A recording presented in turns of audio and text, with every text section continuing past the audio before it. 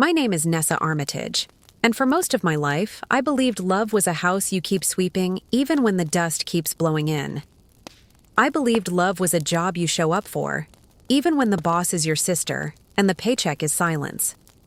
I believed that right up until the night I learned what love is not.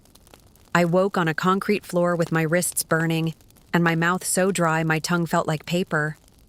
A single bulb buzzed overhead, yellow, insect-tired, the kind of light that makes even clean things look guilty.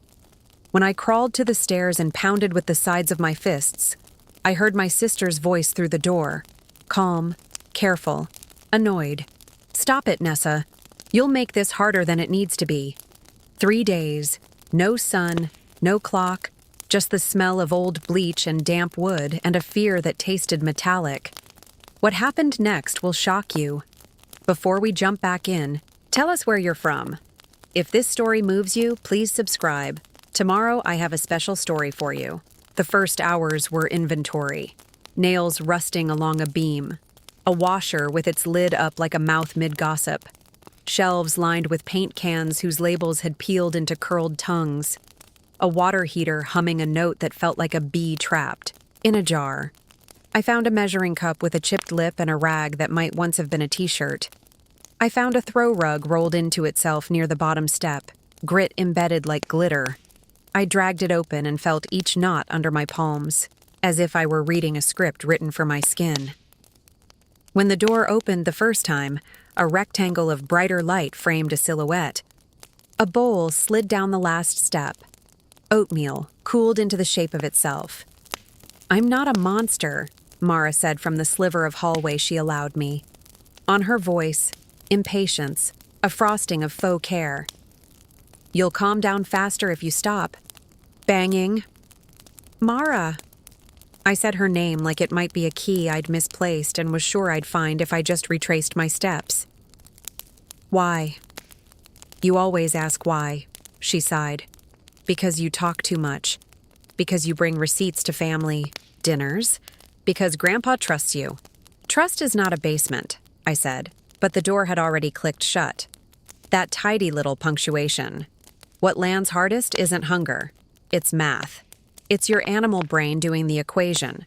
Only one person knows where you are. If she doesn't open the door doesn't open. I stretched my mind across the room like a net. Counted, studs at 16 inches, 6 across the north wall. The fuse box, a metal rectangle with a loose latch, hummed above a pyramid of paint. Cans. A small high window the size of a letter allowed in a square of filth-colored day. A spider skittered and I didn't startle. I was grateful to share the air with something that moved because it wanted to. Upstairs, phones rang and were answered, then rang again. I could hear Mara's voice when she was close. The honey she uses for strangers, the flat butter knife. She saves for me. "Yes, Grandpa," floated through the floorboards once, and my rib cage leaned toward the sound. "I've got the paperwork. You just rest. I'll have the deed picked up by a courier so you don't have to lift a pen." Yes, trust me, Nessa. She's busy." The lie fell into the house like dust and did what lies do. Made everything look dirtier. When you're trapped, time changes shape. Hours arrive without faces. You measure them by sounds. The neighbor's truck with the belt that squeals. The train that drags a low iron moan across town. The way pipes knock like an old man at a door he built himself. I measured by thirst. Every swallow took on an event's importance. I discovered a trick I hadn't needed since childhood. If you press your tongue against your front teeth, your mouth remembers how to make water out of nothing. It's a lie, but a helpful one.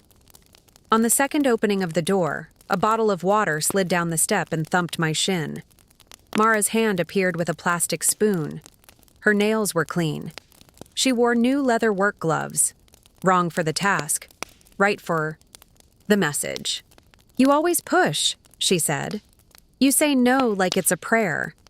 "Grandpa's deed is in the trust," I said, voice hoarse. "It needs 2 signatures. That's the point." She laughed without joy. Listen to you. Our family's TED Talk. Co-trustee means I can act. It's just a temporary transfer to a holding company. Tax efficient. I'll move it back when Joe is stable. His business failed, Nessa. We are drowning. I am fixing it. Fixing doesn't look like this, I said softly, motioning with my chin at the concrete, the bulb, the splintered step. She slid a folded paper towel down to me. The weight announced an apple slice sprinkled with cinnamon and sugar the way Grandpa used to do for us when we got bruised on summer afternoons. Eat, she said. You'll think better. I didn't eat yet. Control has to live somewhere. When everything else is borrowed. The third time the door opened, the light made a rectangle fat enough to step through if I could step. Mara stood there, hair pulled back to discipline, clipboard in hand. This is a consent to convey, she said. You'll sign here and here. It authorizes me, as co-trustee, to place the land in a special purpose LLC temporarily. We refinance, we flip the creek parcel, we get out from under, and then I move it back. You've always been so sentimental about dirt. Consider this protecting it. Protecting is telling the truth, I answered. Protecting is saying you need help instead of hunting my signature with a lock. Her mouth thinned into a seam. You were always going to make this about morals. No, I said. About math. 2 signatures. She pushed the pen toward me. I looked down at the dense legal font, how it makes big things small, how words like convey and encumbrance and good faith behave like polite thieves. I looked up at my sister's face and tried to find our kindergarten picture. Her bangs crooked because I cut them, her smile a gap I loved. I placed the pen on the step and nudged it back with my palm. No, I said. I won't. She exhaled a long, careful breath, the kind you take before lifting something you shouldn't. You will, she said. In a few hours, you'll be reasonable. The door closed, the lock turning with a low clunk like a bolt on a barn door in winter. Every story has a hinge. Mine was literal. The fuse box latch was loose. One screw gone, the other chewing air. I used the edge of the plastic spoon like a pry bar and worried the panel until it gave me a gap.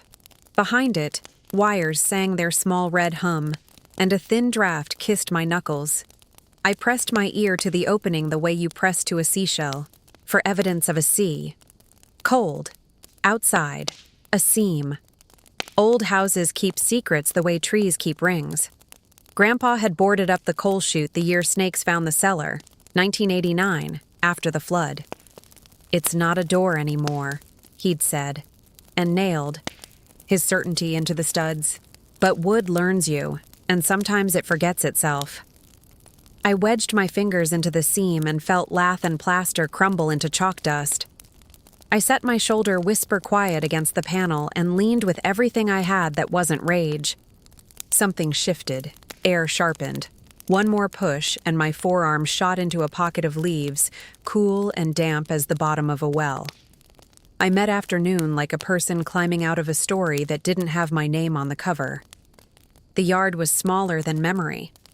The porch was the same. I crawled under it and lay there until my chest stopped sounding like a drawer full of plates. When the tremor passed, I belly crawled to the edge, peeked, saw no one, and ran. Marvin's porch is a fixed star in our neighborhood. 2 houses down and a world away from chaos. He opened the door before I knocked the second time, like he'd been listening for my knock the way you learn the sound of your own kettle. Nessa, he said, and my name in his mouth did something to the shaking that nothing else had. It set it down. Sit. I didn't. I need a phone, and water, and a ride. Laughter flashed in my throat without humor or permission.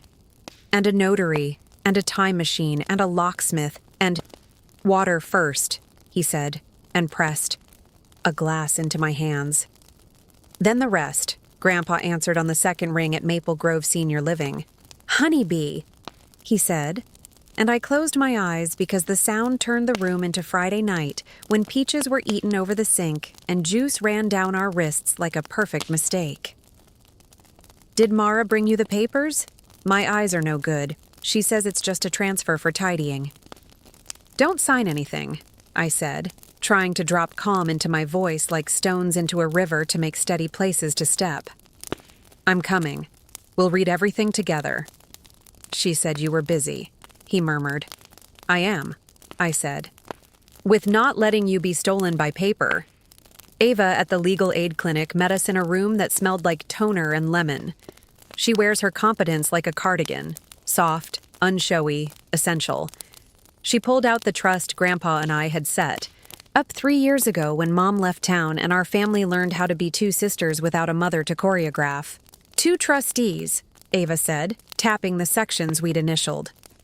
"Any conveyance requires both signatures. Refinancing, too. Any transfer. Even to a holding entity. There's a misconduct clause for removal of a trustee who acts against the instrument's purpose." She lifted her eyes. "We'll need statements, evidence, a restraining order to freeze title movement, a welfare check for your grandfather." "Evidence," I repeated, and it felt like a verb. I wrote my statement the way you pack a box when you have to move. Careful, labeled, nothing broken if you can help it. I put in smells and sounds and dialogue because judges are people with noses and ears. I put in the bowl of oatmeal that learned how to be cold, the gloves, the phrase "you're here because you make everything difficult," the call about a courier, the consent to convey, the seam of daylight behind a fuse box, the run to Marvin's, the phone call to Grandpa where the word trust changed jobs. We filed for an emergency restraining order, a TRO that would make the trust a wall no courier could walk through. Ava walked the petition down the hall like a midwife. "This judge reads quickly," she said. "He doesn't like messes made of elders." We knocked on Mrs. Fern's door because she is the kind of neighbor who owns a doorbell camera, a sensible robe, and a righteous sense of her own helpfulness. She airdropped Ava 4 clips because I save everything: birds, raccoons, and people who lie later. At 12:27 a.m. on day 1, Mara and a man I didn't know carried a banker's box and a flat envelope the color of Manila Certainty to her car. At 8:05 a.m., Mara left alone with a folder tucked under her arm like a thin secret. At 10:41 a.m., a courier in brown knocked. Mara signed his tablet and handed over a flat mailer. At 11:02 a.m., she stood on the porch with her phone in a clutch below her chin and said, "Yes, he'll sign. He trusts me. I'll witness." We followed the paper trail through town like a fox through snow. At the private mailbox center near the courthouse, the clerk checked the outgoing log and pointed to line 42. "Same day to Maple Grove Senior Living," she read. "Signature requested from Harold Armitage. Sender, Monsieur Armitage Holt, my sister's married name." I smiled because sometimes the truth saves you the price of surprise. At Maple Grove, the nurse on duty had a look on her face I recognized from women who love their jobs and the people inside them. "Your grandfather told us to call you if anything." "Paper-shaped showed up," she said. "A woman came earlier with documents, but he asked to wait." She kept her voice gentle when she added, "He seemed pressured." We found Grandpa in his room with the blinds half open to let the day be honest. His cane leaned against the chair like a question mark, his fingers folded around mine like prayer. "I thought I'd lost you," he said. "She said you were busy. I figured that meant you were mad at me." "I'm mad at the idea of you signing in the dark," I said. "Not at you." Ava laid the trust in front of him and the consent to convey beside it, like a true thing next to a trick. "Sir," she said, "this document would temporarily move title to a shell. It says the land would be returned. It might not. Either way, without both trustees, it cannot happen."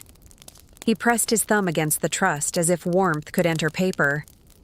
"I made you both promise to keep this place honest," he whispered. I should have made you promise not to get. Clever. We notarized a revocation of any power of attorney he'd signed last spring when cataracts tilted the world. We added a note to his file.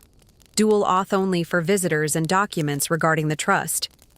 We gave his room a new phone number and wrote it into the binder in a plastic sleeve with a label that said, "Do not share in red." He liked the red. "Makes it serious," he said. By evening, the judge signed the emergency order. His clerk called Ava with the words, "People like us learn." To put hope against. Granted, effective immediately. A copy went to the Register of Deeds. A copy went to Maple Grove. A copy went into my bag, its corners already softening from the heat of my hand. Mara called 3 times that night. The first voicemail sounded practiced. "You're being dramatic. I was going to bring it back." The second was a hot whisper. "You always need the spotlight." The third started with hiccuping breath and ended with the hard click of a call cut off not by accident. A detective with a soft voice and eyes like someone's uncle knocked on Mara's door the next morning with a welfare check report in one hand and quiet questions in the other. Why the lock on the outside? Why the ligature marks? Why the courier? Why the notary's seal on the consent when that notary had filed a theft report 6 months ago because her stamp had been stolen? The detective's pen moved at a pace that made me love pens. Charges came next. Unlawful restraint, attempted fraud, forgery, elder abuse. Ava filed each one like a board laid across sawhorses, straight, ready to hold weight. The smear, of course, tried to arrive like a thief through a side window. An anonymous account uploaded a 30-second clip of me crying into my old phone, my words chopped into knives. Title: Ungrateful granddaughter tries to steal land. Sister saves family. In the fake, I said, maybe I imagined it all. In the original, 48 minutes long, I said, maybe I imagined it all. And then I learned how to prove. We pulled metadata, file hashes, device IDs. We traced the upload IP to a freelancer who did reputation management for Mara's tiny real estate office.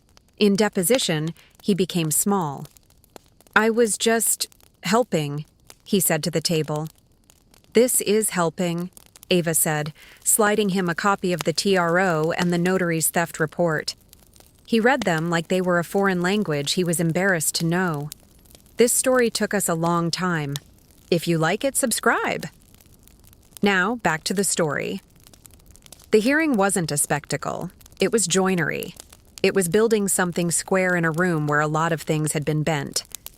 The judge listened the way a man listens when he's fixed. A fence before and knows when a post is straight by how the air feels. The prosecution called Mrs. Fern, who wore pearls and righteous calm. She narrated the doorbell clips like she was reading a bedtime story to a city that had forgotten how to sleep. The courier log came in next with a clerk whose lanyard jingled when she turned a page. The nurse from Maple Grove told the court about Grandpa's request to wait for me. The notary whose seal had been stolen produced the police report she kept in a plastic sleeve in her purse, because people forget that paper is a living thing. Ava entered my statement and the photos of the fuse box seam and the smeared dust inside the coal chute panel. She entered the plastic spoon with the bent edge and my wrists in close-up, the skin angry where rope had been. She didn't ask the court to feel bad for me. She asked the court to feel the weight of the thing itself. When I testified, I didn't perform. I let my voice do its job, which is to lay out pieces in order and trust a decent mind to see the shape they make. The worst part wasn't being hungry, I said. It was the arithmetic of mercy being held by one person who insisted it was love. And it was listening to her call Grandpa and say he could rest because she had the deed. Mara took the stand looking like composure had a body. She spoke about urgency and drowning and the way money makes smart people do uncinematic things. "I would have put it back," she kept saying, as if the promise of reverse absolved the act of taking. Ava did not raise her voice. "Why gloves?" she asked. "Why a lock on the outside? Why a courier? Why a stolen notary's seal? Mara's answers were long and neat, and did not fit in the boxes the questions laid down. The judge watched her mouth carefully, the way carpenters watch the grain in a board to see which way it wants to split. Grandpa came in a clean shirt and a steadying hand on my arm. He took the oath like he was checking the weather. "Those girls promised to keep this place honest," he said, and his voice put sawdust in the room. "I didn't mean clever. I didn't mean locking one in a basement to get the other's pen." He looked at Mara and did not look away. "Baby, you know better than to take the roof off your own house." The judge's findings were a straight line drawn with a good pencil. He granted a permanent protective order. He removed Mara as trustee under the misconduct clause and appointed a professional fiduciary to serve with me until the estate fully settled. He referred the forgery to the DA. He ordered restitution for therapy, locksmith, medical visits, and Grandpa's legal expenses. He sentenced Mara to a suspended term contingent on counseling, community service at an elder care nonprofit, and completion of a financial ethics course that will either change her or make her better at pretending. That last part is not the court's job. It's Time's. When the gavel fell, the room exhaled a sound I recognized from my porch after storms. Wood, remembering what it's for. After court, I didn't go to my rental first. I drove. Marvin drove. Me to the orchard. 7.5 acres of our grandfather's stubborn love. He pruned his trees into open bowls so light could find every leaf and sickness had nowhere to hide. The grass remembered our bare feet. The crate by the creek still had our initials carved into it with a nail the summer we sold lemonade and thought economics was sugar plus ice plus heat equals money. I walked the rows with my hand out and let each leaf slap my knuckles like a soft yes. In the farmhouse office, behind the third drawer where a loose runner sticks if you pull wrong, the fireproof bag waited. Inside, the deed lay wrapped in Grandpa's old handkerchief that smelled like cedar oil and peppermint. The legal description is a poem if you let it be. Meets and bounds and straight lines with names. I read it out loud to nobody because sometimes you have to hear a boundary to believe in it. We set the deed back in the bag, zipped it with the care of people tucking a child into a car seat. Grandpa cried in a way that didn't undo him. "I was a fool for not teaching you both the difference between clever and honest," he said. "I thought it was obvious."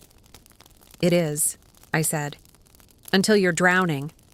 Then the latter looks like theft if the latter isn't on your side." We started the Armitage Acres Fund with the dollar amount that made my stomach tighten and my shoulders loosen at once. A little money for property taxes for elders whose kids say we'll put it back later and mean never. A little for lock changes. For rides to the Register of Deeds. For coffees to drink while you wait your turn at a window where a stranger decides which rubber stamp you get. Grandpa named it and brought a shoebox of receipts from neighbors who had once brought him pies. We took a photo for the paper, and he insisted on wearing his hat and scowling because smiling makes them think it was easy. Mara texts sometimes, from numbers I don't save. Sometimes she apologizes like a person shoveling a driveway after the snow stops. Sometimes she blames like a person mad at the sky for weather. I answer when the answer will be clean in my mouth. I don't when it won't. Boundaries are not locks. They are fences you can see through with latches that open from both sides when both sides are ready. At home, my small rental that smells like coffee and lemon pledge on Saturdays, I built a corkboard that looks like a nervous system. On it, the TRO, the trust, Mrs. Fern's still frames, the mailbox log, the nurse's note, the notary's police report, the photos of the coal chute seam and the spoon, a printout of my wrists like a diagram of a thing I hope to never see again. I labeled each item with a pen my father gave me when I got my first job, and we both pretended it meant something bigger than it did. The first night back from court, I slept with the window cracked and the sound of trains was a comfort instead of a warning. Morning found me on the back steps with Grandpa in 2 bowls. He poured too much sugar on his fruit because he always has and always will. He patted my knee. "You always did bring receipts," he said. "I'm glad you kept the habit." "I'm glad I learned why," I said. A bat stitched dusk together. Somewhere in the neighborhood, a dog explained his philosophy to the night. If you're listening to this and there is a basement in your story, visible or not, hear me. No basement is big enough to hold the truth about you. Find the seam. Press. Make daylight. It doesn't have to be heroic. It has to be consistent. It has to be yours. The last receipt is this. It isn't vengeance to lock the door someone used to disappear you. It is maintenance. It is care. It is measuring twice because you want the house to stand when storms get creative. 2 more great stories are next. Don't miss them. Subscribe and turn on notifications.